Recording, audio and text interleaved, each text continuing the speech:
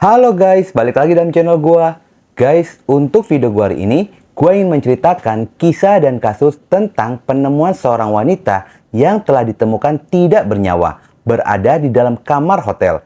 Namun ternyata korban ini merupakan mantan ibu tiri dari salah satu personil band bernama The Rain. Bagaimana kisahnya? Yuk kita simak videonya.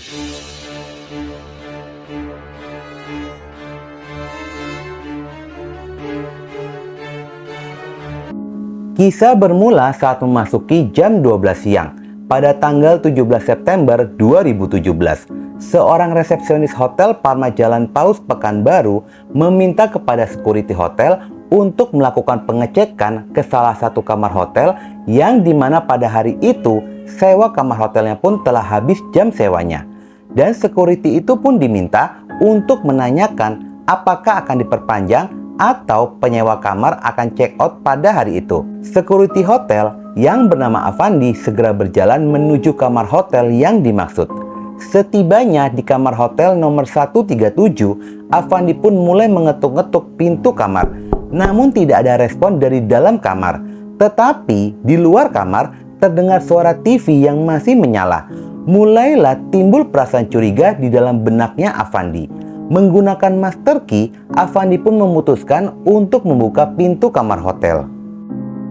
Avandi pun sangat terkejut saat menemukan tubuh seorang wanita tanpa busana, hanya mengenakan celana dalam saja. Dengan wajah ditutupi bantal, sudah tidak bernyawa.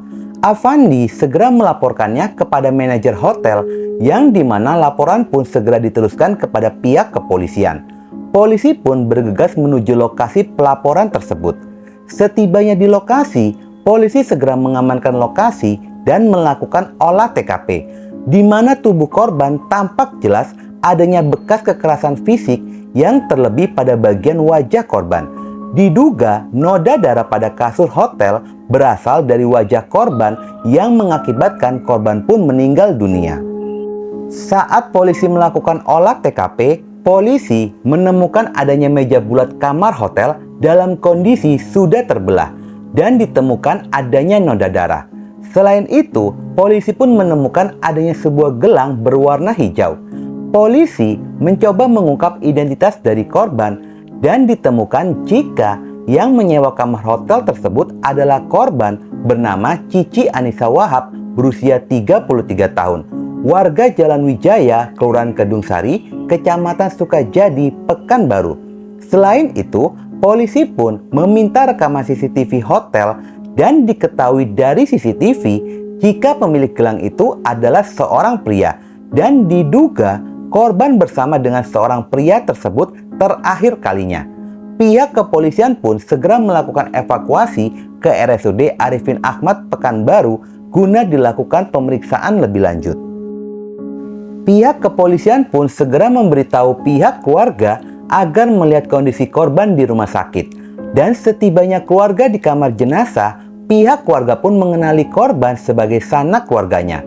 Setelah menjalani pemeriksaan tubuh korban pun segera dikembalikan kepada pihak keluarga, lalu dibawa untuk segera disemayamkan di pemakaman Jalan Rajawali.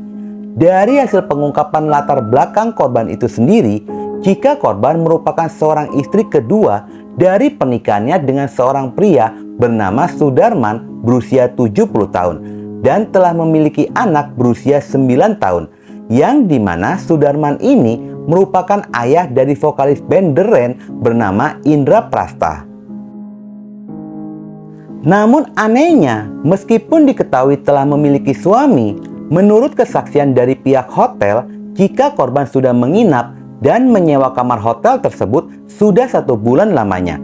Dan diketahui jika korban ini pun merupakan seorang terapis pijat panggilan, terlacak korban pernah berada di beberapa hotel sebelumnya, lalu menetap selama 1 bulan di hotel tersebut.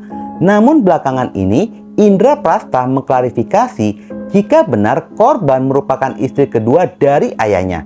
Namun status mereka pun sudah bercerai dan dikabarkan jika korban telah memiliki suami baru. Pada kasus ini pun, polisi telah memeriksa 7 orang saksi dan polisi masih mendalami kasus serta petunjuk pada pembunuhan ini. Pihak kepolisian pun terus melakukan pengejaran kepada terduga pelaku kejahatan ini. Meskipun polisi sudah mengantongi ciri-ciri dari pelaku, namun cukup sulit polisi melacak keberadaannya. Meski begitu, polisi terus bergerak dan berupaya segera menangkap pelaku ini.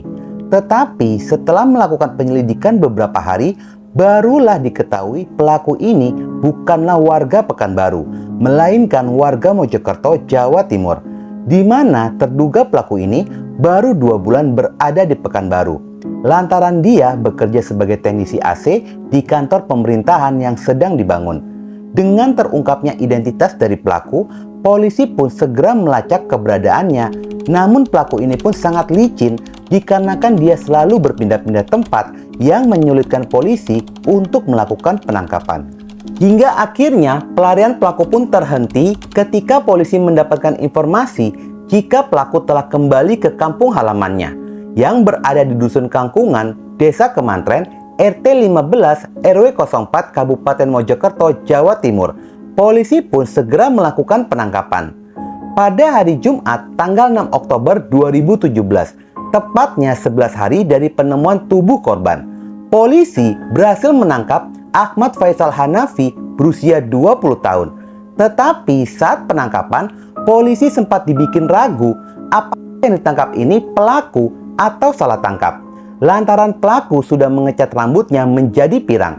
Namun setelah melakukan pencocokan ulang wajah dan ciri-ciri dari pelaku, ternyata benar jika itu adalah buronan yang melakukan pembunuhan kepada Cici Anissa. Pelaku pun mengakui mewarnai rambutnya dengan tujuan untuk mengelabui polisi. Selain itu, polisi pun mengamankan beberapa barang bukti yang diantaranya 1 lembar kaos lengan panjang berwarna krem, 1 helai celana panjang berwarna hitam, 1 unit HP bermerek Asus berwarna hitam, dan 1 unit HP bermerek Samsung berwarna hitam. Pada saat dilakukan interogasi, selain pelaku mengakui perbuatannya, pelaku pun mengatakan jika motif dari pembunuhan ini lantaran dirinya merasa kesal, kecewa, dan sakit hati kepada korban. Semua berawal dari perkenalan mereka melalui aplikasi pertemanan yaitu Bitalk. Dari sanalah awal mereka menjalin komunikasi satu sama lainnya. Karena mungkin merasakan adanya kenyamanan, pelaku mengajak korban untuk bertemu. Awalnya ingin mengajak jalan-jalan dan ngopi bersama. Korban menyetujui pertemuan itu lalu mengirimkan Sherlock kepada pelaku. Setibanya di lokasi, ternyata titik pertemuan itu berada di Hotel Parma. Pelaku pun menyuruh korban untuk segera turun lalu pergi bersamanya. Namun korban menolak dan memintanya agar ke kamar hotel saja. Pelaku pun menuruti keinginan dari korban. Setibanya di kamar hotel, awalnya semua tampak normal biasa-biasa saja. Namun semakin lama, arah pembicaraan mereka mengarah kepada hubungan intim. Akhirnya mereka pun memadu kasih. Dan seusai dari memadu kasih itu, baru saja pelaku ini merasa plong pikirannya. Sontak dibuat terkejut saat korban meminta uang atas jasanya telah melayani pelaku. Dengan terpaksa, pelaku pun memberikan uang Rp500.000 kepada korban. Lalu keduanya pun tidur bersama. Namun, pelaku pun terbangun terlebih dahulu dari tidurnya. Dia pun segera memakai baju dan mengemasi barang-barangnya. Pada saat itu, korban masih tidur. Mulailah terbesit perasaan kesal, marah, dan sakit hati. Pelaku merasa dibohongi. Awalnya dia berpikir mereka melakukan percintaan di atas kasur atas dasar suka sama suka. Ternyata korban ini berharap uang dari pelaku. Pelaku pun muncul amarahnya. Di dalam kamar hotel ada meja bulat. Lalu diangkatnya meja tersebut dan dilayangkan ke wajah korban sebanyak 3 kali. Setelah itu membekap wajah korban menggunakan bantal hingga akhirnya korban pun meninggal dunia. Lalu dia pun mengambil uang Rp500.000 itu kembali serta ponsel korban dan segera meninggalkan kamar hotel. Hingga akhirnya tubuh korban ditemukan dan pelaku tertangkap. Kasus ini pun disidangkan di Pengadilan Negeri Pekanbaru. Di dalam persidangan, pelaku terbukti tidak melakukan pembunuhan dengan berencana. Jaksa menuntut pelaku dengan vonis 14 tahun penjara. pada hari Kamis tanggal 17 Mei 2018, pelaku dijatuhi lebih ringan dari tuntutan jaksa dengan vonis 11 tahun penjara. Guys, sungguh tragis apa yang dialami oleh korban. Kehilangan nyawa dalam kondisi sedang bermaksiat seperti itu. Semoga kita semua dijauhkan dari perbuatan seperti itu, dan semoga hingga akhir hayat kita berakhir dengan kondisi yang baik. Oke guys, sekian dulu video gua hari ini, dan jangan lupa ikuti terus video gua. Oke?